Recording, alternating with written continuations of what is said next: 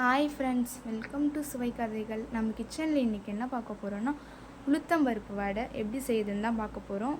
அதுக்கு இந்த மாதிரி டம்ளரில் 2 டம்ளர் அளவுக்கு உளுந்து ஊற வச்சுக்கோங்க. தோல் எடுத்ததாக இருந்தால் 1 ஹவர், எடுக்கலைனா 3 ஹவர் ஊற வச்சு க்ளீன் பண்ணி எடுத்துக்கோங்க. உளுந்து இந்த மாதிரி தண்ணி விடாமல் கட்டியாக அரைச்சிக்கோங்க ஃப்ரெண்ட்ஸ். அதுக்கு தேவையான பொருட்கள்: ஒரு மிளகாய், பூண்டு, இஞ்சி, பெரிய வெங்காயம் 1, கொத்தமல்லி.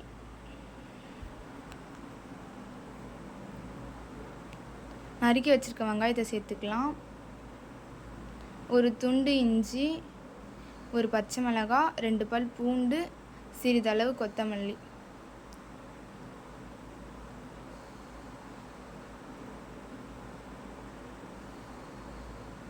ஒரு சிட்டிகை பெருங்காயத்தூள், தேவையான அளவு உப்பு.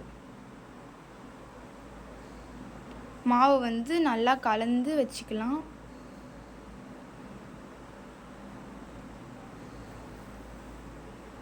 எண்ணெயை ஒரு பக்கம் சூடு பண்ணிவிட்டு ஒரு சின்ன துண்டு வாழை இலையில் எண்ணெயை நம்ம தடவி வச்சுக்கலாம்.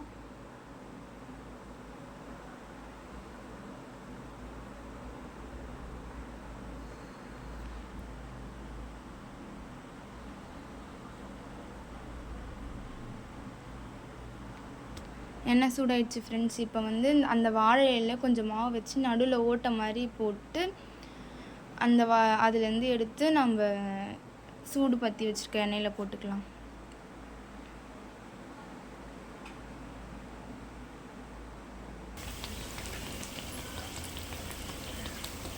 வடையை திருப்பி போட்டுக்கலாம் ஃப்ரெண்ட்ஸ்.